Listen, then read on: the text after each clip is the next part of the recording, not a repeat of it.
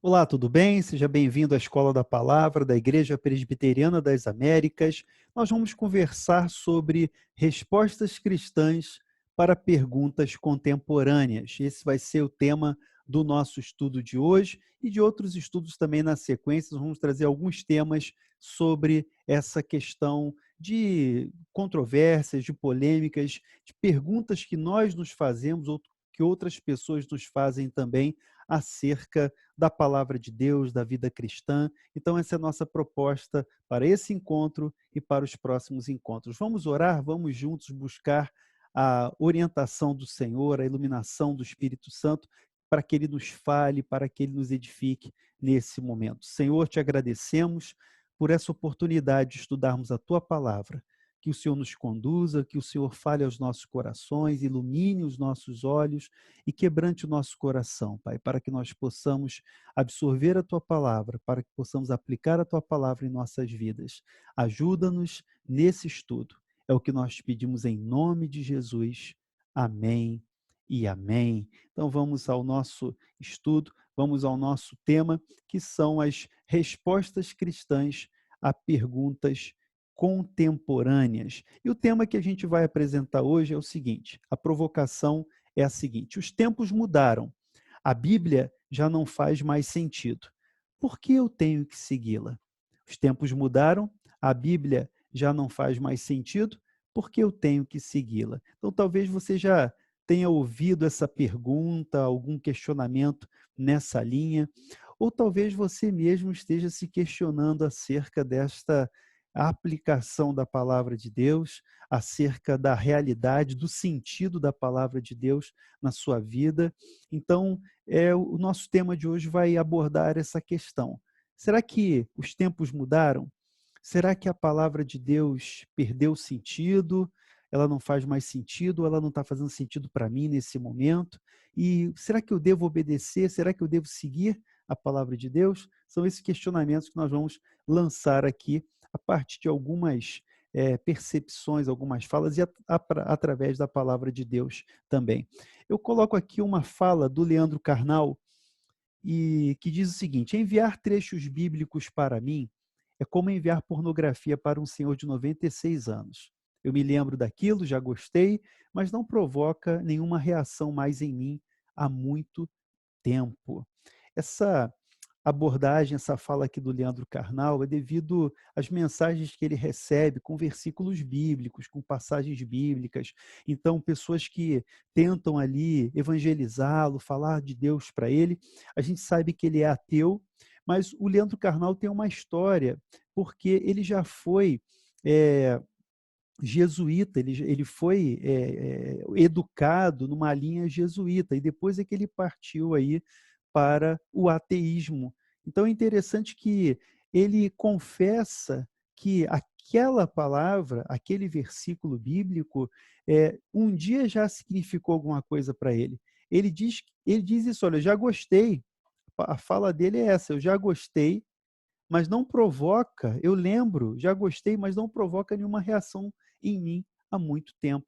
Então é interessante porque ele confessa que a Bíblia já fez algum sentido para ele há muito tempo, mas hoje a Bíblia não faz nenhum sentido na vida dele, não causa nenhuma reação. Por que isso aconteceu? O que levou a essa sua decisão, né, de abraçar o ateísmo? O que levou? Qual foi? Eu não sei a história, né? Eu não posso me aventurar aqui a contar uma história que eu não conheço. Então, talvez ele possa explicar o que o levou a se afastar da fé, qual foi a sua decepção com Deus, ou com a fé, ou com a religião, e o que levou aí ao ateísmo, qual foi a sua... por que essa decisão? Mas é o desafio que nós temos, né? Talvez, mesmo que você não se declare ateu, talvez você esteja se questionando acerca do sentido da palavra de Deus. Talvez você possa estar passando por momentos de dúvidas, de questionamentos que são naturais, que são normais. Os questionamentos e as dúvidas fazem parte da vida e elas devem nos impulsionar a nós conhecermos mais a Deus, a buscarmos mais o Senhor e a sua palavra. Vou colocar uma outra fala aqui e eu queria que você tentasse descobrir quem é o autor dessa fala. Então, veja, eu era um ateu. Quando eu estava crescendo em Belfast, na Irlanda do Norte, durante os anos 60, então década de 60 do século XX, eu tinha um ponto de vista firme de que Deus era uma ilusão infantil, adequado para os ídolos, adequado para os idosos, os intelectualmente fracos e os fraudadores religiosos. Então, na visão dele, Deus era uma ilusão infantil que era adequada para os idosos, para os fracos intelectuais e para os fraudadores, os pilantras, os picaretas. Eu admito plenamente que esse era um ponto de vista bastante arrogante e que hoje eu enxergo como sendo algo meio vergonhoso de se pensar. Se isso parecia bastante arrogante, na época, era o que víamos como sabedoria. A década de 60 do século XX foi a década das revoluções, né? A juventude, 1968, então foram vários eventos. E ele conclui dizendo: a religião estava no seu caminho para a ruína, e um glorioso amanhecer sem Deus estava logo ali na esquina, ou pelo menos assim parecia. Essa é a fala de Alistair McGrath, um ex-ateu, que hoje é um dos maiores teólogos, que hoje é um dos teólogos de maior destaque nos nossos tempos, na atualidade. Então, Alistair McGrath, ele, com a sua obra atualmente, o seu pensamento, a defesa da fé que ele faz hoje é extraordinária. E ele, nos anos 60 do século XX, se dizia ateu, se declarava ateu. E profetizava na época o fim da religião, mas ele foi alcançado pela graça, ele foi alcançado pelo poder do evangelho e foi transformado, e hoje está aí, é um dos maiores teólogos dos nossos dias. Vou colocar mais uma fala aqui para a gente pensar. O secularismo é um modo de vida e de pensamento que é seguido sem referência a Deus ou à religião. Então, os tempos mudaram? Os tempos mudaram, sim, é verdade. Hoje predomina o secularismo, ou seja, uma cosmovisão, um estilo de vida que se inclina para o profano mais do que para o sagrado, para o natural mais do que para o sobrenatural. Então, a ideia do secularismo é uma vida sem Deus, é uma vida sem o espiritual, sem o sobrenatural, sem o transcendente, é uma vida puramente natural, né, profana, ou seja, o comum, o profano, sem qualquer abordagem no tocante ao sagrado, qualquer busca do sagrado, do espiritual. E de um bom tempo para cá, mais de século, nós temos aí sofrido a grande influência do secularismo. A tendência do mundo moderno é o secularismo, a predominância é o secularismo, com a sua proposta de ausência de Deus, com a sua proposta de uma vida sem o espiritual, uma vida sem o transcendente, sem a realidade do sobrenatural, do espiritual. Essa é a realidade que nós enfrentamos de secularismo. Agora, existe a situação que é mais complicada ainda, que é do ateísmo funcional. O que é o ateu funcional? O ateu funcional é alguém que não chega a negar a existência de Deus, mas age como Deus da sua própria vida. Ou seja, ele age como se Deus não existisse. Então, curioso que quando você sabe que alguém é ateu, alguém se declara ateu, eu acho que é mais fácil você, né, lidar com a pessoa, porque você sabe, né, o terreno onde você está caminhando. A pessoa se diz ateu, você já sabe qual é a ideia, qual é a visão dessa pessoa. Agora, o ateu funcional, ele não nega Deus. O ateu funcional não nega a existência de Deus, mas ele vive como se Deus não existisse. Ele vive como se ele fosse o seu próprio Deus, o seu próprio Senhor. Ou seja, a presença de Deus não faz parte da agenda dele. A vida de Deus não faz parte da agenda dele, mesmo que ele não negue a existência de Deus. Isso que é o mais complicado, isso que é o mais perigoso, é viver no ateísmo funcional. Consiste em acreditar que a responsabilidade final por tudo que nos acontece corresponde a nós. Então, eu é que faço meu destino, eu é que faço acontecer. Essa é a ideia do ateísmo funcional. E mais, O ateu funcional, ele pode ser, né? Qualquer um pode ser um ateu funcional, até os crentes podem ser ateus funcionais. O ateísmo funcional é exercido por pessoas, inclusive crentes, que em sua vida diária ou mais imediata não consideram a presença do transcendente de forma prática, a possibilidade do sobrenatural. Então, é a questão da espiritualidade na prática. Não consideram a presença do transcendente de forma prática. Veja, eles não negam a existência de Deus. Eles não negam que há o transcendente, mas na vida prática eles não se relacionam com o Deus transcendente, eles não se relacionam com a espiritualidade. Então, eles negam a espiritualidade na prática, eles negam a Deus na prática. Daí essa nomenclatura do chamado ateísmo funcional, que é um grande perigo. Vamos a outra fala aqui agora do Tim Keller. Coloquei aqui um pensamento do Tim Keller. Tim Keller diz o seguinte: sendo uma pessoa religiosa, você acha que o Senhor tem a obrigação de te salvar, mas na verdade você quer ser o seu próprio Salvador. Então, essa fala de Tim Keller, isso aqui parece até uma contradição, é, e é uma vida contraditória, de fato. Sendo uma pessoa religiosa, você acha que o Senhor tem a obrigação de te salvar, mas na verdade você quer ser o seu próprio Salvador. O que o Tim Keller quer dizer com isso? Ele tá numa outra perspectiva agora do ser humano religioso, daquele que ele se diz religioso. Ele, o primeiro ponto aqui é que ele impõe a Deus a obrigação, o dever de salvá-lo.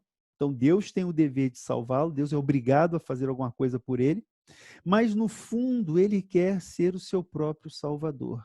No fundo, ele não aceita a salvação proposta por Deus. Ele quer ser o seu próprio Salvador, ou seja, ele quer fazer por onde?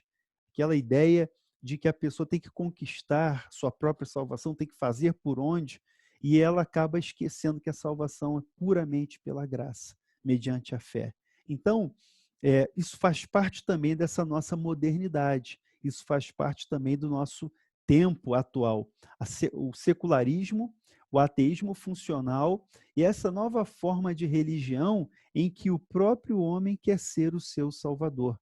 Essa ideia de uma autossalvação, né? Se fala muito de autoajuda, então também se desenvolve aí uma autossalvação, uma salvação que, portanto, não depende de Deus, não depende da provisão de Deus. Mais um pensamento aqui para a gente continuar. Essa fala é do pastor Martin Lloyd Jones. E diz assim: em última instância, a nossa espiritualidade deve ser avaliada e medida pela coerência de toda a nossa vida e de todo o nosso modo de viver. Então, ele está associando a espiritualidade a uma coerência da vida, do modo de viver, uma coerência da vida do dia a dia. Há pessoas que, por assim dizer, vestem ocasionalmente o cristianismo, mas se vocês as virem em sua vida diária e comum, talvez nem suspeitem que elas sequer são cristãs. Elas estão vivendo em compartimentos. Então, o pastor, o reverendo Martin Lloyd Jones, ele coloca essa realidade de uma vida compartimentada.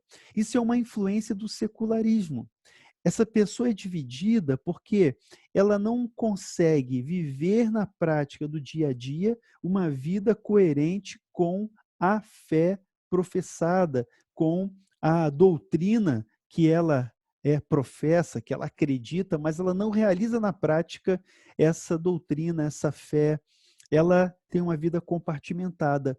Ela se veste de cristão aos domingos, ela ocasionalmente veste essa fantasia, essa máscara, e ela vive uma vida que é incompatível, que é incoerente com essa fé. Então, por isso que ele diz que essa vida é compartimentada, uma vida compartimentada, ok? E ele diz mais o seguinte, ele continua dizendo: entretanto, quanto mais espirituais, quanto mais santificados nos tornamos, mais caracterizados seremos por integralidade e coerência.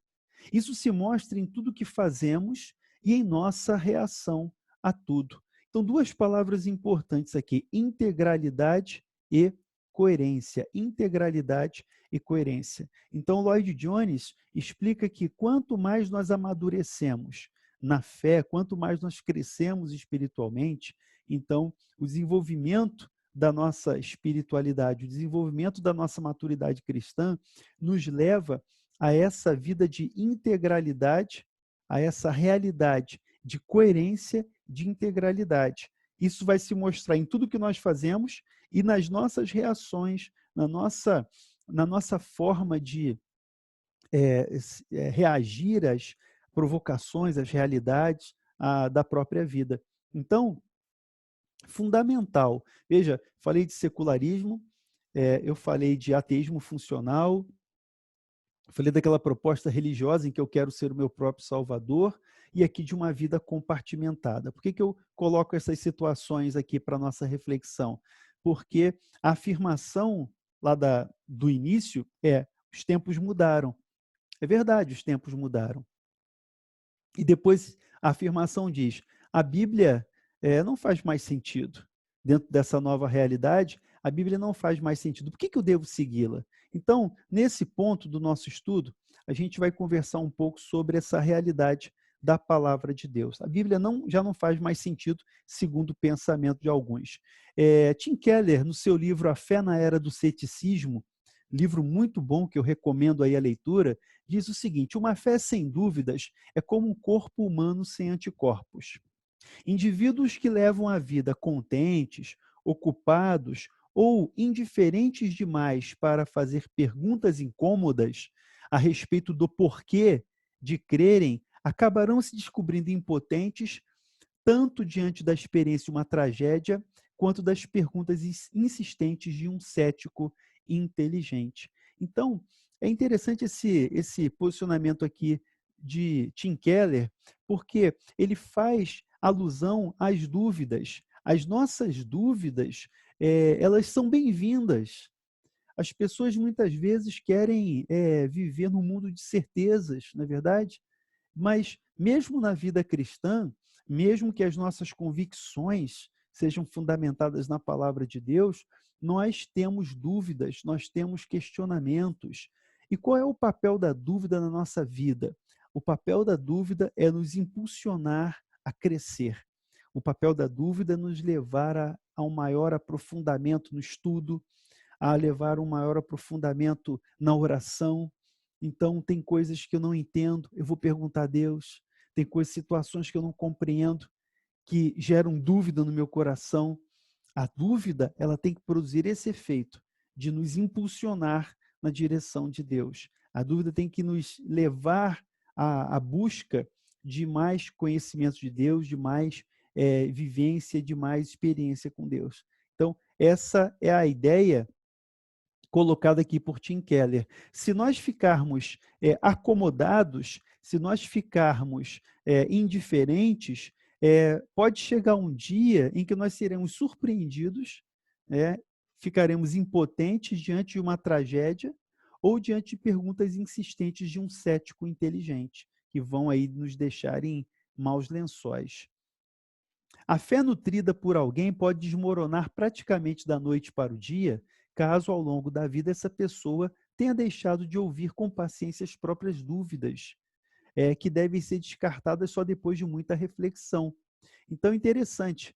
Primeiro ele fala da questão dos anticorpos, né? A necessidade de nós termos anticorpos e a dúvida gera esses anticorpos. E nessa outra parte ele coloca ele usa aqui uma outra referência, né, de que a fé nutrida por alguém pode desmoronar. Então, a pessoa que tem uma fé que não é relacionada com essa prática, com a aplicação prática da palavra de Deus, a dúvida que move a nossa fé, a dúvida que nos impulsiona. Então ele diz: a fé nutrida por alguém pode desmoronar praticamente da noite para o dia, caso ao longo da vida essa pessoa tenha deixado de ouvir com paciência suas próprias dúvidas, que só podem ser descartadas depois de muita reflexão.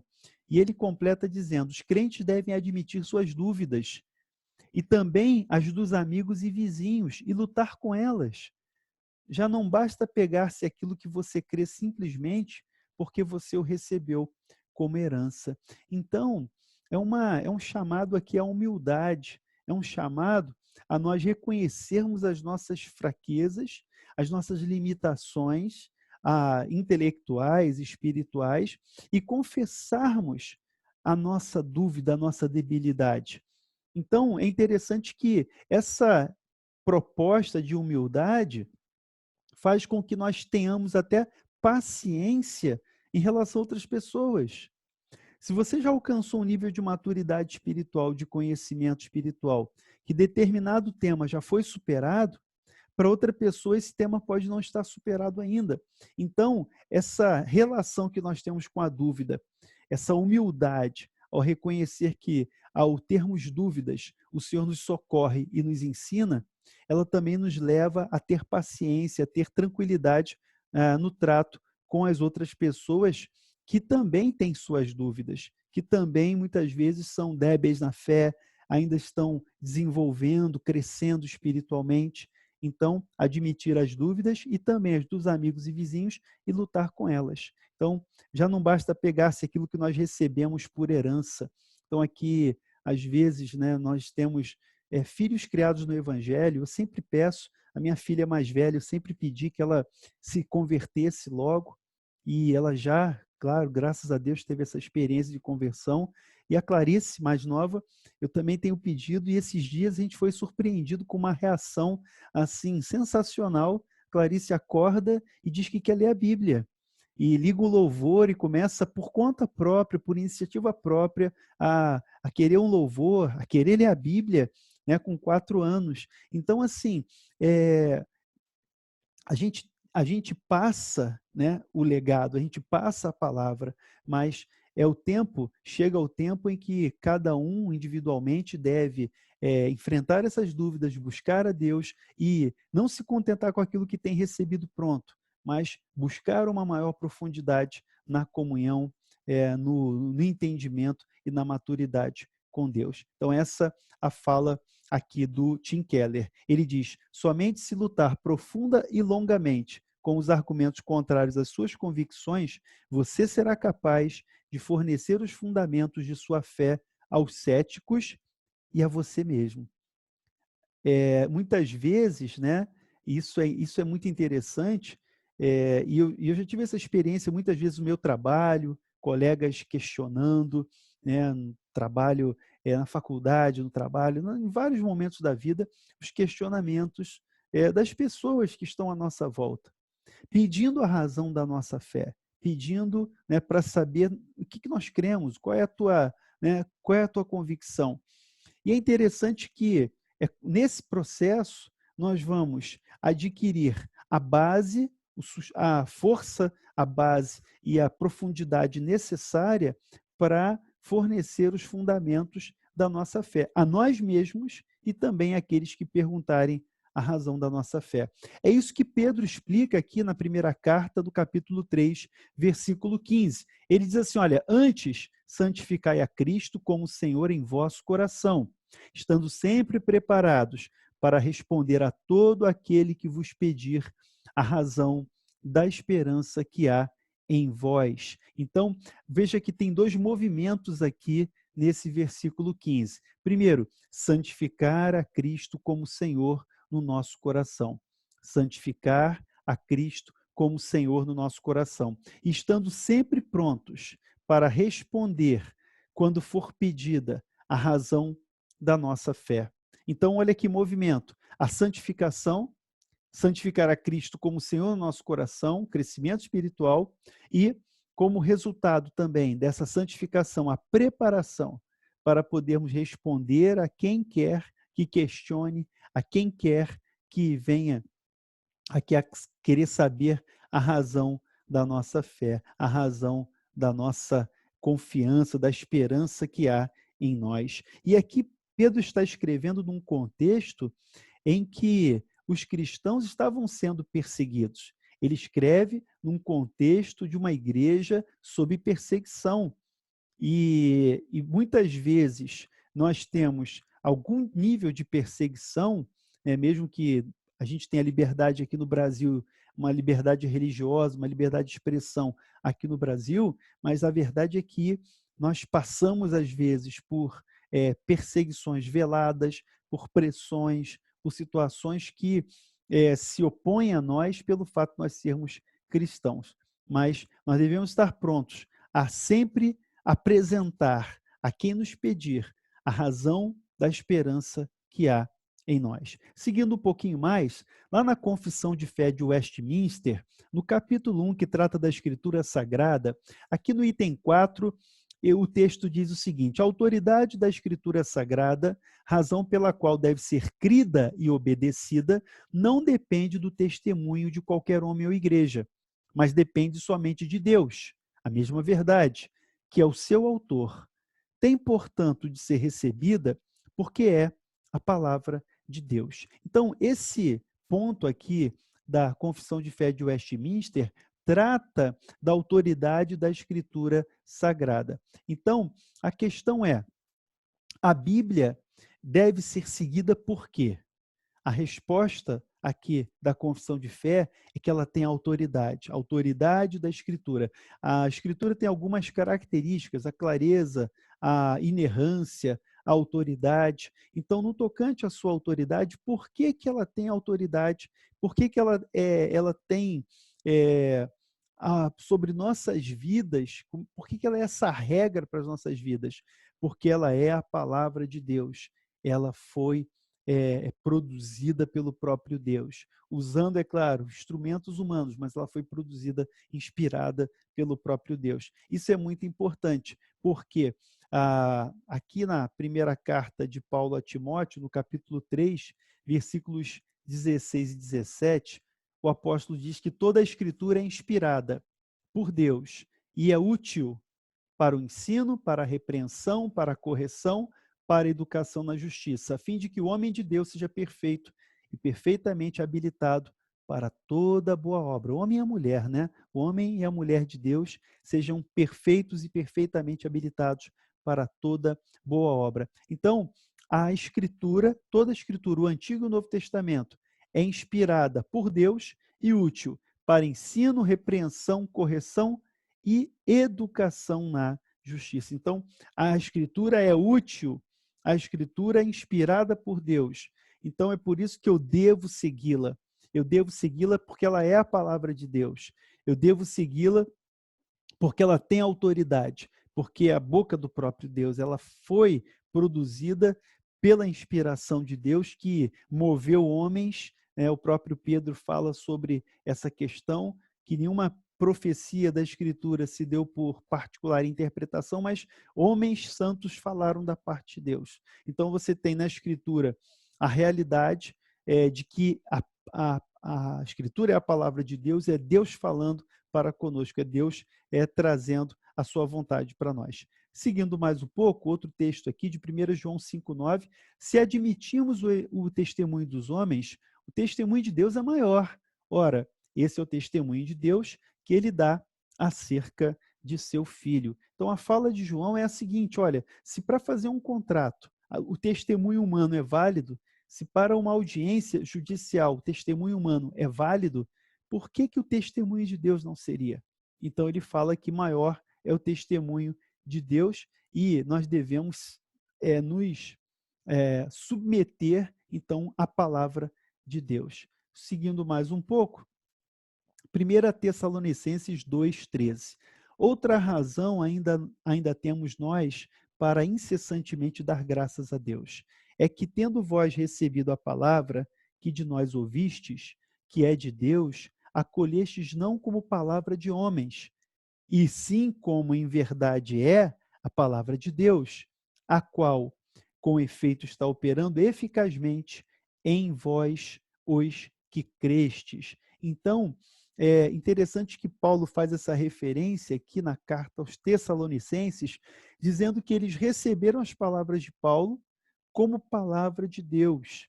É interessante que nesse tempo nós não tínhamos o cânon do Novo Testamento fechado, mas a igreja de Tessalônica recebe a palavra de Paulo como palavra de Deus. Ela recebe a palavra como palavra de Deus, e tanto é que é verdade e veio formar o cânon do Novo Testamento. Vamos lá, seguindo mais um pouquinho nosso estudo aqui. Por que eu devo segui-la? Então, terceira parte do nosso estudo. Por que eu devo seguir a palavra? Por que eu devo seguir a Bíblia? O princípio cristão da autoridade bíblica significa que Deus é o autor da Bíblia. Isso nós já vimos lá na Confissão de Westminster. E deu-a para dirigir a crença e o comportamento do seu povo. Novas ideias a respeito de Deus e da nossa conduta devem ser medidas, testadas e, onde necessário, corrigidas e ampliadas de acordo com a Bíblia, como padrão de referência. Então, o princípio da autoridade bíblica significa que Deus é o autor da Bíblia e, portanto, ela que deve ser a nossa única regra de fé e prática. A autoridade é também o direito de ordenar. A palavra escrita de Deus, em sua verdade e sabedoria, é um meio que Deus escolheu para exercer o seu governo sobre nós. E as Escrituras são um instrumento do senhorio de Cristo sobre a igreja. Aqui eu coloquei uma nota teológica da Bíblia de Genebra, a Bíblia de Estudo de Genebra, quando ela fala da autoridade da Escritura. Então, quando a gente fala de autoridade da Escritura, a gente reconhece a palavra de Deus como a nossa única regra de fé e de prática e de vida. Então, essa é a ideia da afirmação da autoridade da Escritura. E ela é autoridade porque ela foi produzida por Deus, porque ela foi entregue a nós pelo próprio Deus, usando os seres humanos para elaborar esse texto que é a fonte da nossa salvação. Avançando, vamos à nossa aplicação, chegando já à conclusão do nosso estudo. Eu coloquei aqui uma forma de exercício, quis fazer um pouquinho diferente hoje, e eu queria que você, com toda sinceridade aí, não precisa mostrar para ninguém, mas fizesse esse exercício aí na sua casa, tá bom? Então, eu vou colocar aqui a tela e eu queria que você pensasse nesses questionamentos. Então, a primeira aplicação: a Bíblia tem feito sentido para você? E eu queria que você escolhesse uma dessas opções aí: muito, pouco, nenhum. Pensa nisso. A Bíblia tem feito sentido para você? Muito, muito sentido? Pouco sentido? Nenhum sentido?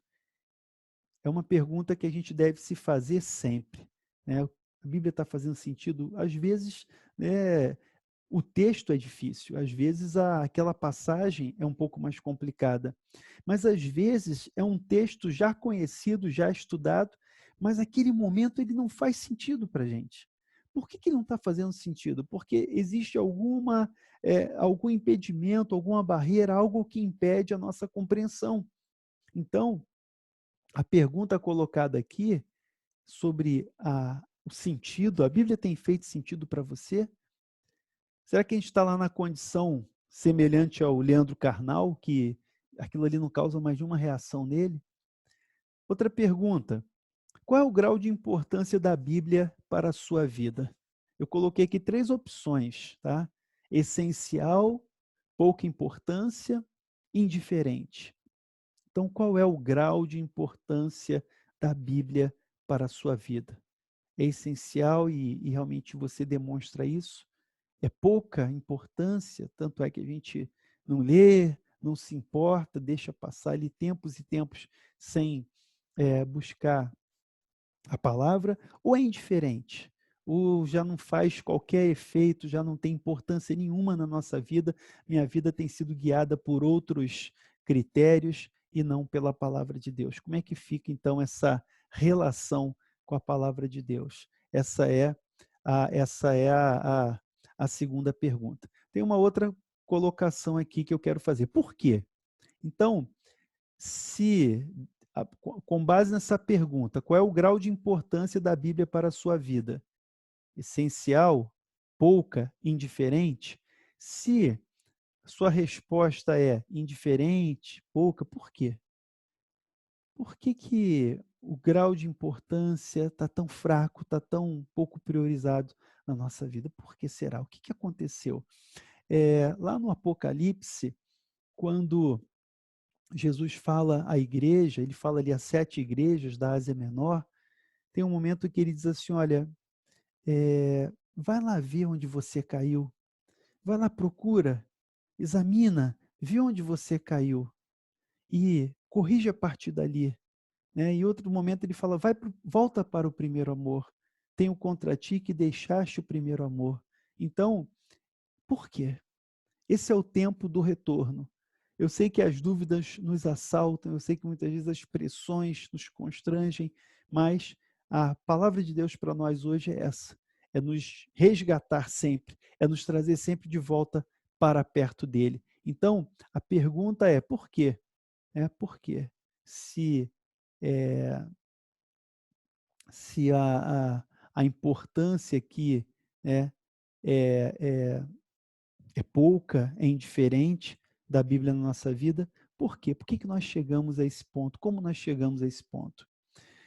E por fim, qual é a sua relação hoje com a palavra de Deus? Íntima ou distante? Qual é a sua relação hoje com a palavra de Deus? É uma relação íntima, uma relação de proximidade, de busca, ou uma relação de distância, uma relação de esquecimento? A Bíblia ali está, é um livro empoeirado ali em cima da mesa, alguns abrem no Salmo 91, mas a Bíblia está distante do coração. A Bíblia está perto fisicamente, mas está distante do coração, da realidade da vida. Então, essa é a pergunta que eu coloco aqui também na nossa aplicação, para a gente fazer esse exercício, para a gente fazer essa reflexão quanto a essa realidade. O Salmo 1, para a gente fechar aqui a aplicação, o Salmo 1 diz o seguinte: bem-aventurado o homem que não anda no conselho dos ímpios, nem se detém no caminho dos pecadores, nem se assenta na roda dos escarnecedores. Antes, o seu prazer está na lei do Senhor, e na sua lei medita de dia e de noite. Qual é a consequência? Ele é como árvore plantada junto à corrente de águas, que no devido tempo dá o seu fruto, e cuja folhagem não murcha, e tudo quanto ele faz será bem-sucedido.